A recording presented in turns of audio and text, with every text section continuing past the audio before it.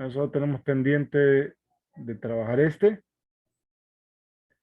Y me piden que muestre que este conjunto de vectores de S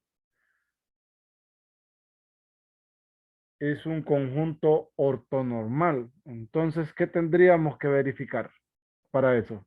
Con ese producto interior que está arriba.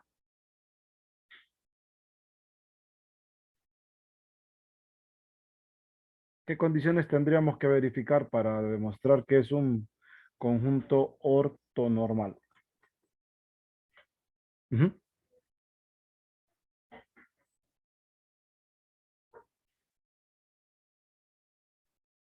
Son dos cosas. Uno, que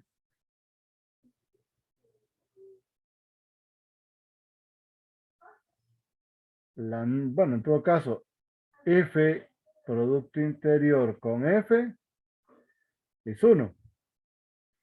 Y dos, que F producto interior con G es cero, siempre que F y G sean diferentes, ¿verdad? ¿Sí? Jovencitos. Sí, Liz. Ok. Entonces, verifiquemos la primera. Me dice que la forma de los F, creo que la podemos denotar así como F sub, mejor F sub n de X es de la forma seno de 2n pi X. Entonces, vamos a calcular F sub n de X, o así mejor, para que se me vea bonito. F sub n, producto interior F sub n. Esto sería la integral de menos 1 a 1 del seno de 2n pi x a la 2, ¿verdad? De x. Esta ya sabemos que la vamos a integrar usando la identidad trigonométrica 1 menos coseno de 2 veces este ángulo, o sea, 4n pi x sobre 2, ¿verdad? Integramos esto.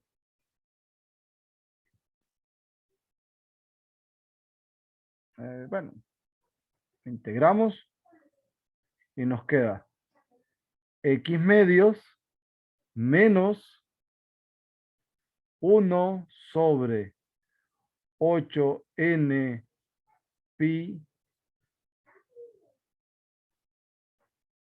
seno de 4n pi x evaluado de menos 1 a 1. ¿Estamos bien?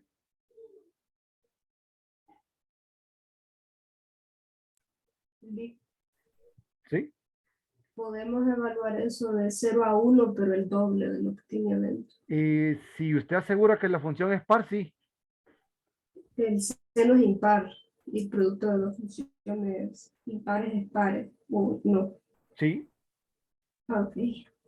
Le diré que yo no me meto. Yo, fíjese que esas propiedades solo las uso cuando me conviene. Sí, solo cuando me anulan algo las uso, fíjese. Es que creo que una vez tuve una mala experiencia con una, no me fijé en un detalle de una paridad de una función y yo anulé y después me quedaron al revés los términos y me salió malo todo. Entonces creo que tengo ese mal. Pero sí, sí, en Pero es efecto. trauma. Sí, quizás, llamémosle trauma, se escucha más bonito. Pero sí, sí, la función seno es par, tiene toda la razón. Sí. Pero al ser par, pasa de 0 a pi multiplicada por 2, de 0 a 1 multiplicada por 2, ¿verdad? Sí. Y eso es lo único. Pero me gusta más cuando es impar, pues hace ser. Yo creo que hay una satisfacción interna cuando usted mira que una integral se le anula. O se le hace cero, no sé. Siente uno como, este cero. Pero bueno, no, sí, sí, tiene razón. Pero quiero que analicemos dos cosas. Quiero que analicemos esta función en uno. Esa función en uno me queda de la forma 4n pi. N es un entero. O sea que al final voy a tener múltiplos de 2pi en el argumento cuando vale 1. Eso quiere decir que el seno de cualquier múltiplo de 2pi, ¿cuánto es? Cero. 0, correcto. Y lo mismo va a pasar con menos 1, porque con menos 1 lo único diferente es que va a salir el menos, pero me va a quedar siempre el 4pi acá. Múltiplos de 4pi, que también es 0. Entonces no me preocupo por esta parte, solo me preocupo por el x medio. O sea que tendríamos un medio menos un medio. O sea, 1. ¿Qué implica? Implica que la norma de Fn para cualquier n, que es la raíz cuadrada de este, es 1. O sea que todos los n, bueno, para todo n,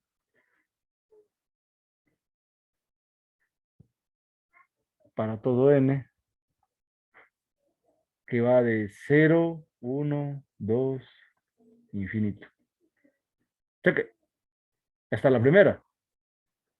Vamos con la segunda. Bien. ¿Sí? ¿Le escucho? Ahí no pasa nada si el n es cero. Por ejemplo, si estamos en 1/8n pi. Si el n es 0, la función es 1. Sí. No, No, pero perdón, no perdón, pasa perdón, nada por perdón. eso. Sí, si el n, pues usted me dice si el n es 0. Sí, en ese un... Ah, es que esto es válido. Oh, tiene razón. Fíjese que aquí hay un detalle. Yo creo que esta cosa es que en 0, la función de 0 es 0 y 0 no tiene norma 1. Esta cosa no va en 0, fíjese.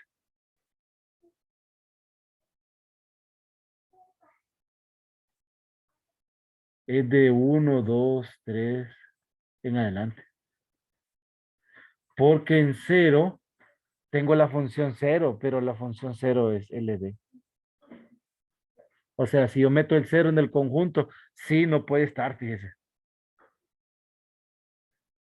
Mm, muy buena observación. ¿Se había fijado? Este 0 hay que sacarlo. No puede ser porque si yo tengo en este conjunto el 0, ya no es ortonormal, porque sería linealmente dependiente. Es desde 1 en adelante. ¿Se fijó? ¿Se fijaron? Sí, aquí sí, por esto decía usted, porque el n no podía ser 0. Sí, no me había fijado que la integral también daría cero, ya no, Sí, correcto, y ahí no me no sirve. daría uno, ¿verdad? Ajá. Pero sí, buena observación. Bueno, ahora vamos a verificar esta. Vamos a verificar que Fn, producto interior con Fm, es igual a la integral de -1 a 1 voy a llevar esta función.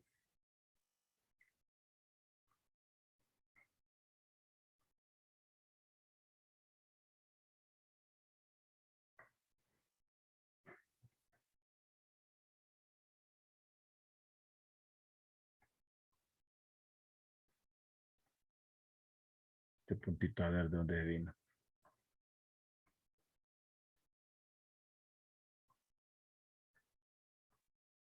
Uy, es integral ustedes, ¿cómo la hacemos?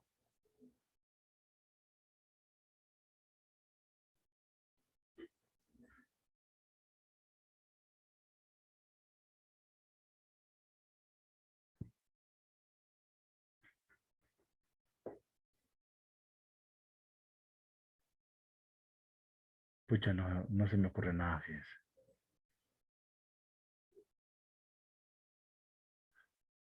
Voy a pausar un ratito.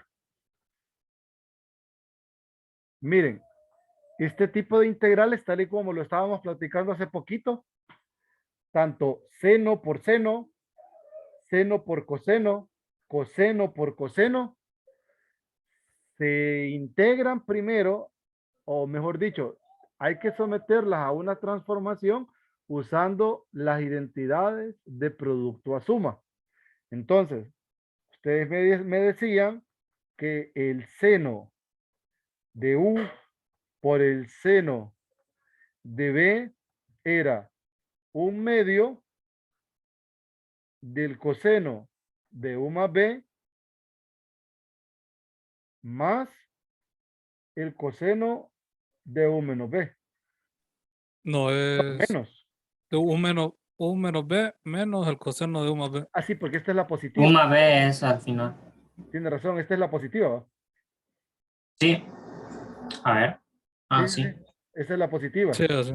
Sí, Esta sí. es la que me queda negativa y para que no se sumen, para que no se anulen, sino que se vayan los cosenos, es esta, correcto. Gracias por la corrección. Entonces, Ah, fijo. ¿cómo dice? No, que justo estaba revisando ese documento de esa forma. Ajá. Entonces, estas les sirven para cuando ustedes están trabajando con trigonométricas de distinto argumento. Siempre. Cuando tienen potencias, empiezan a bajar las potencias hasta llegar a las lineales y luego aplican las de producto suma tantas veces sea necesario. Entonces, estas quedarían un medio integral de menos 1 a 1 de la diferencia, o sea, el coseno de este menos este.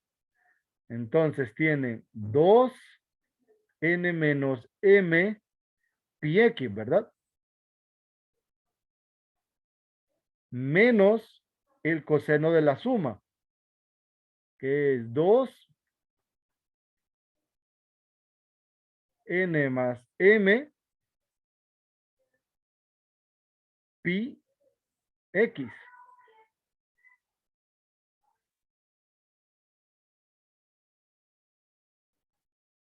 Solo voy a dejar la identidad aquí abajo.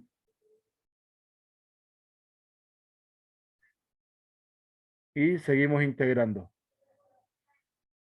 Entonces, integrando me va a quedar 1 sobre 2 n menos m pi, la integral del coseno es el seno,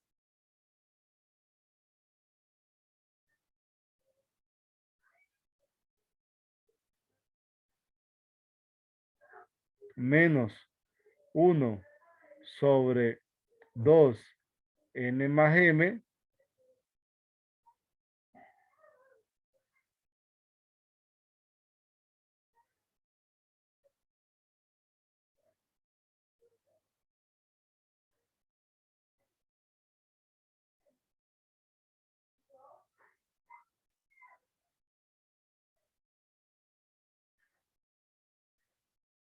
Entonces, cuando lo evaluamos en 1, en este caso, tengo múltiplos de pi o múltiplos de 2pi.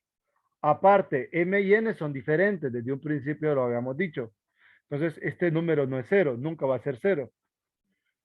Al tener múltiplos de 2pi evalúa en el argumento de un seno, sabemos que esto es cero y lo mismo va a pasar por acá. ¿Sí? Cuando lo evaluamos en menos 1, lo único diferente a tenerlo en 1 es que va a salir un menos en cada caso, pero al final van a ser múltiplos de 2pi. Cheque. Entonces el seno Sí. evaluado en múltiplos de 2pi es siempre cero.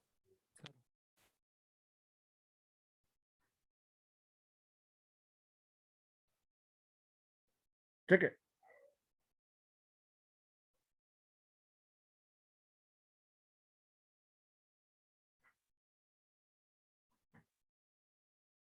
¿Estamos bien? Ojalá me acuerde para el examen. ¿Puede repetir, Lick, por favor? El que, Esa todo, parte que dijo. Sí, ah, esta parte de abajo. es que si Es que ustedes me lo confundí. evalúan, si ustedes lo evalúan en uno, estos dos argumentos quedan múltiplos de 2pi. Porque les queda n menos m, que es un entero, por 2pi. Entonces el seno evaluado en cualquier múltiplo de 2pi va a ser 0, sin importar qué múltiplo sea. Porque acuérdese, el múltiplo de 2pi todos caen acá, en 0 prácticamente. ¿Va? Todos caen aquí y el seno en esta parte es 0. Sí, yo estaba confundiéndome y estaba evaluando en N, no en X. Por eso No, quedaba hombre. raro. Sí, porque el n y el n, el m y el n ya son propios de las funciones, de los índices de las funciones. Cheque. Cheque. Perfecto. ¿Tienen alguna pregunta hasta acá? De mi parte no le. ¿Estamos bien? Entonces, por tanto, solo nos haría falta concluir. Por tanto, S es ortonormal.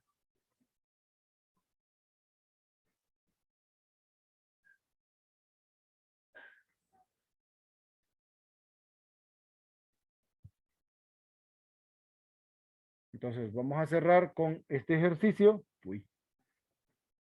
Que dice CAS, este conjunto es un conjunto ortogonal de vectores en el espacio vectorial B con producto interno definido. CAU, una combinación lineal de estos. Demuestre que la norma de U es esto. Y que concilie esto con el teorema de Pitágoras. Bueno, aquí lo único que tenemos que hacer es algebraico. Como ya sabemos quién es U, solo tal vez reescribirlo como la sumatoria desde I igual 1 hasta acá de los BI. Entonces, la norma de U cuadrado es igual al producto interior de U con U. Pero esto es sumatoria desde I igual 1 hasta acá de BI, sumatoria desde I igual 1 hasta acá de BI. Quizás valdría la pena cambiar el índice. Voy a llamarle J y J. ¿Por qué lo hago? Porque para aplicar directamente las propiedades,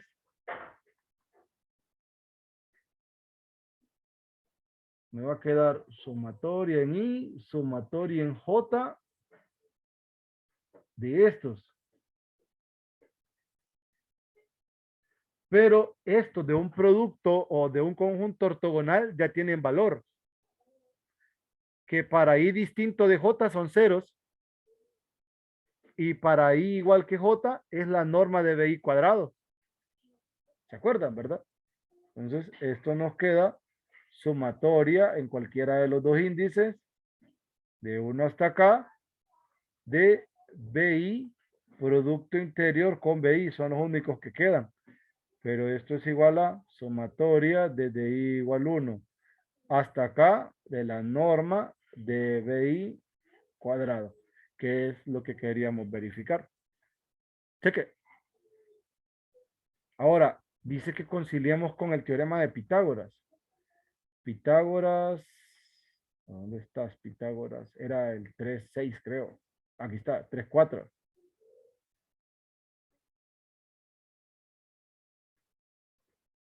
¿A qué se referirá con conciliar en esta parte? Creo que Ah, será. No tiene pinta de sugerencia, solo es que tal vez que como que lo asociemos, porque aquí lo que tenemos son las proyecciones de un vector U cualquiera,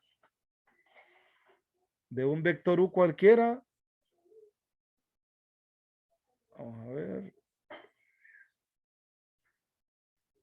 Ah, bueno, en esencia, aquí me están diciendo que cualquier vector que pertenezca al generado por S, porque ese es W, esta es la forma que va a tener la norma de ese vector U. Y en nuestro caso, ese vector que está ahí es un particular de este, más bien. Porque este solo es un particular. Este es un particular porque U es la sumatoria de los vectores del espacio del conjunto generador. Solo, este es un caso particular más bien del anterior. Nada más.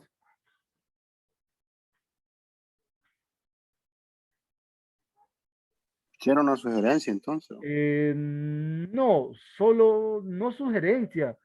Sí, quizás pude haberlo inducido, ¿verdad? Directamente de Pitágoras. Solo trabajando a U y reemplazándolo en la forma que tiene U. Y ahí me hubiera quedado el producto interior de U con estos, pero como U es la suma, se hubiera anulado todos, excepto en B1 para el primero, ¿va? Y luego excepto en B2 para el segundo, excepto en B3 para el tercero, excepto en el késimo para el último. Como estoy tomando todos los vectores de S, pero ese es un conjunto ortogonal. Interesante. No está diciendo que S es el generado y que U está en el generado. Bueno, U sí está en el generado por esos vectores. Ahí sí. Pero no están diciendo nada de un vector general. Pero sí, como está en el generado, sí aplica el teorema de Pitágoras ahí. Sí lo hubiéramos podido usar directo sin demostración, pero lo hizo algebraico. Entonces ahí está, no tomé en cuenta la propiedad de Pitágoras. Este es un caso particular de Pitágoras, más bien, porque el que está anteriormente en el teorema es más general, porque habla para cualquiera. Este dice el U que tiene esta forma.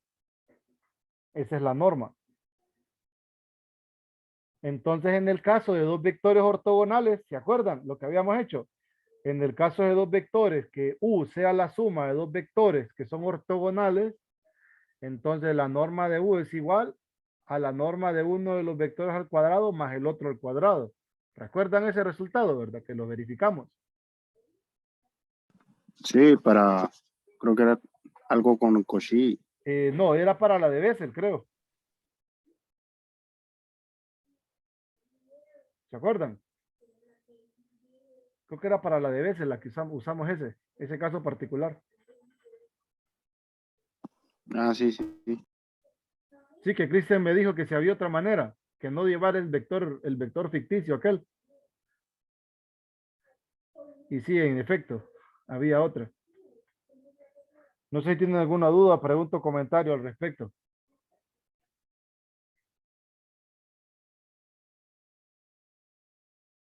Para adelantarme un poquito, vamos a No. entrar ahora con la parte del proceso de ortonormalización. Entonces, recuerden que el inicial del curso nosotros sabemos que dado un conjunto linealmente independiente podemos construir una base. Por la existencia de una base a partir de un conjunto, también existe a partir de una base un conjunto un conjunto ortogonal y un conjunto ortonormal. Y por la propiedad de independencia, siempre que tengamos el conjunto igual a la dimensión del espacio vectorial, aseguramos bases ortogonales y bases ortonormales. Entonces aparece un proceso conocido por nosotros que lo vamos a ver más general y vamos a aplicarlo a la rama más general, porque vamos a pensar en la parte de funciones, ¿verdad? Como por ejemplo estas. De ahí van a aparecer unas funciones que son ortogonales, que es como el conjunto que acabamos de revisar, porque hay un conjunto general y de ese conjunto es que se desprenden las series de Fourier, de esa base. Entonces vamos a usar, o mejor dicho, vamos a construir usando el proceso de ortonormalización o de ortogonalización de Gram-Schmidt. Eso es lo que vamos a discutir, pero lo vamos a hacer mañana. Cheque.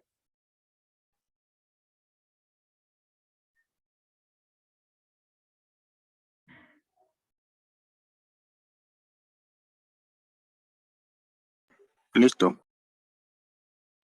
Está bien, Di. Cheque. Entonces, si le pueden dar una revisadita, voy a dejar grabando. Porque no tengo el libro abierto. Ya les digo. Entonces les decía que vamos a revisar a partir de acá bases ortonormales, la construcción de ellas. Aquí está el proceso de Gram-Schmidt. Vamos a ver si coincido con este proceso. Aquí explican, ¿verdad? Cómo lo van construyendo. La parte geométrica. Esto es más aplicado a la parte de vectores, pero nosotros lo vamos a utilizar más general. Parten siempre de una base, a partir de una base del espacio vectorial. Incluso pueden trabajar con la base de un subespacio vectorial en donde está definido el producto interior y a partir de ahí se construye el vector. Sí, es similar a como yo lo hago. Van normalizando a la par, van normalizando el vector U2 ya va quedando unitario. Entonces ahí tienen la forma y lo único es el cálculo arduo que hay que hacer, ¿verdad? Y a partir de acá pues sacar nada más la forma. Del proceso creo que valdría la pena una cuestión que es probar que los vectores son ortogonales entre sí. Lo de unitarios pues por la construcción se ve. Lo de ortogonales creo que es la parte interesante porque hay que hacer algo ahí raro. No, no raro, sino que eso nada más. Y vamos a ver cómo lo verificamos. Hay una partecilla ahí que... Esto.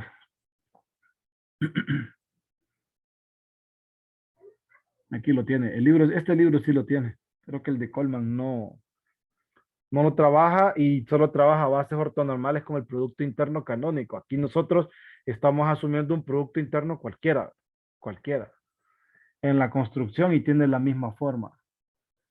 Lo que van cambiando son los procesos. Aquí me dan, por ejemplo, para R3, pero nosotros vamos a trabajar con funciones. Ah, mire, ahí interesante, porque aquí hay un ejemplo de los polinomios. Ajá, a partir de construir esta base en una base ortonormal. Entonces nosotros vamos a trabajar con las funciones. Bueno, de las bases ortonormales saben que se desprenden las matrices ortogonales y ya por aquí nos estamos enfrascando en la parte de las rotaciones y en la parte de la diagonalización, ¿verdad? Posteriormente. Porque las matrices con las que nosotros vamos a trabajar son matrices simétricas y las matrices simétricas, al momento de diagonalizarlas, llevan una inducción a las matrices ortogonales por el cálculo de valores y vectores propios, porque esos hay que ortogonalizarlos con este procedimiento. Entonces, donde la matriz de rotación, estas matrices son ortogonales y aparece toda esa historia. Ahí lo vamos a ir asociando, nos va a quedar bien interesante. Bueno, entonces eso lo discutimos el día de mañana.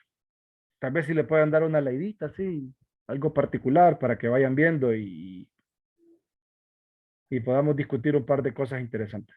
Cheque, es solamente. ¿Alguna duda, pregunta o comentario al respecto?